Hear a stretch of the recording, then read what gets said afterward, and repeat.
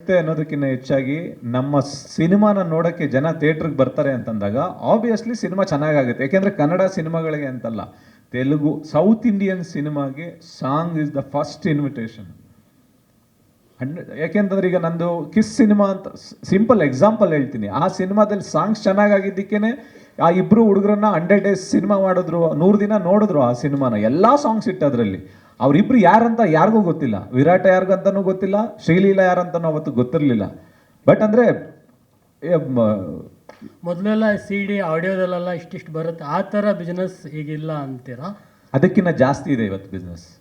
ಅವತ್ತೆಲ್ಲ ಒಂದು ಕ್ಯಾಸೆಟ್ನ ತಗೊಂಡೋದ್ರೆ ನಾವು ನಮ್ಮ ಮನೇಲಿ ಮಾತ್ರ ಕೇಳ್ತಾ ಇದ್ವಿ. ಇವತ್ತು ಒಂದು ಸಾಂಗ್ನ ಒಂದು ಯೂಟ್ಯೂಬಲ್ಲೋ ಯಾವುದೋ ಒಂದು ಡಿಜಿಟಲ್ ಪ್ಲಾಟ್ಫಾರ್ಮ್ಗೆ ಹಾಕಿದ್ರೆ ಇಡೀ ವರ್ಲ್ಡ್ ಕೇಳುತ್ತೆ.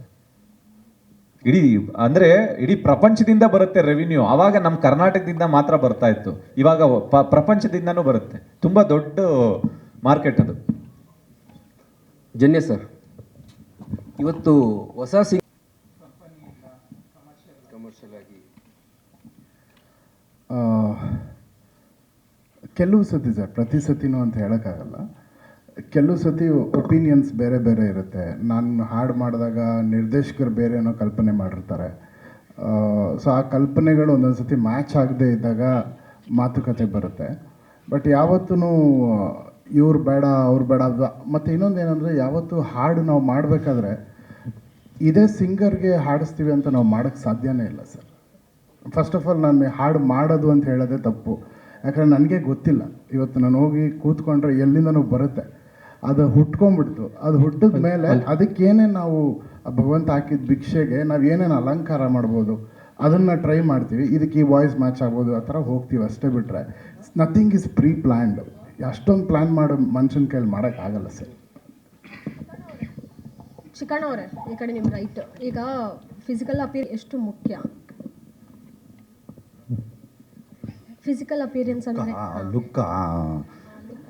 ಅವ್ರು ಹೇಳಿದ್ರಲ್ವ ಆಗಲೇ, ಕನ್ನಡದ ನಾನು ಕನ್ನಡ ಬಿಟ್ಟು ಬೇರೆ ಗೊತ್ತಿಲ್ಲ ಅಂತ. ಅಲ್ಲ, ಅದು ಏನಂದರೆ, ಈಗ ನಾನು ಹೊಸ್ದಾಗಿ ಬಂದರೆ ಅದು ಮ್ಯಾಟ್ರ್ ಆಗ್ತಿತ್ತೋ ಏನೋ ಗೊತ್ತಿಲ್ಲ. ನನ್ನನ್ನು ಒಂದಷ್ಟು ಚಿತ್ರಗಳಿಂದ ನೋಡಿ ಇವನು ಹಿಂಗೆ ಇರೋದು ಅಂತ, ಅದು ಈಗ ಅರ್ಜುನ್ ಸರ್ ಆಗಲೇ ಹೇಳಿದ್ರು, ಗೊತ್ತು ಏನೋ ನಮ್ಮ ಪಕ್ಕದ ಮನೆ ಹುಡುಗ ಆ ಥರ ಅನಿಸುತ್ತೆ ಅಂತ. ಹಂಗೆ ಇರೋದ್ರಿಂದ ಅದೇನು ಸಮಸ್ಯೆ ಆಗಲ್ಲ. ಒಂದೇ ಒಂದು ಹೊಟ್ಟೆ ಬರ್ಸ್ಕೊಬಾರ್ದು ಅನ್ನೋದೊಂದು ಅಷ್ಟೇ. ಅದನ್ನು ಬಿಟ್ಟರೆ ಖಂಡಿತ ಇಲ್ಲ ಅದು ಮಾಡಲೇಬೇಕು. ಯಾಕೆಂದರೆ ಒಬ್ಬರು ಒಂದು ದುಡ್ಡು ಕೊಟ್ಟು ಬರ್ತಾರೆ ಅಂದಾಗ ಅಟ್ಲೀಸ್ಟ್ ನಮ್ಮ ಕೈಲಿ ಏನೇನು ಆಗುತ್ತೆ ಆ ಎಫರ್ಟ್ನ ನಾವು ಹಾಕ್ಲೇಬೇಕಲ್ಲ. ಅವ್ರಿಗೆ ಎಲ್ಲರಿಗೂ ಚೆನ್ನಾಗಿ ಕಾಣಿಸ್ತೀವಿ, ಎಲ್ಲ ಆ್ಯಂಗಲಲ್ಲೂ ಚೆನ್ನಾಗಿ ಕಾಣಿಸ್ತಿದ್ರು, ಯಾವುದೋ ಒಂದು ಆ್ಯಂಗಲಲ್ಲಿ ಚೆನ್ನಾಗಿ ಕಾಣಿಸೋ ಥರದ್ದು. ಓಕೆ, ಫಿಸಿಕಲಿ ಚೆನ್ನಾಗಿ ನೋಡೋಕ್ಕೆ, ಓಕೆ ಒಂಚೂರು ಡ್ಯಾನ್ಸು ಪ್ರಾಕ್ಟೀಸ್ ಮಾಡಿದ್ದಾನೆ, ಈ ಥರದ್ದು. ಸೊ ಹಂಗಾಗಿ ಪ್ರತಿ ಸಿನಿಮಾಗೂ ಅದು ಪ್ರಯತ್ನ ಪಡ್ತಾನೆ ಇರ್ತೀನಿ. ನಿಮ್ದೇನಾದ್ರೂ ಬಾರ್ಡರ್ ಇದೆಯಾ, ಲಿಮಿಟೇಷನ್ಸ್? ಅಂದರೆ ಇಷ್ಟು ವೆಯ್ಟ್ ಮೇಲೆ ಹೋಗಬಾರ್ದು. ನಾನು ಚೆಕ್ಕೇ ಮಾಡಿಲ್ಲ ಇಲ್ಲಿ ತನಕ, ಸೊ ಹಂಗಾಗಿ ಗೊತ್ತಿಲ್ಲ ಅದು.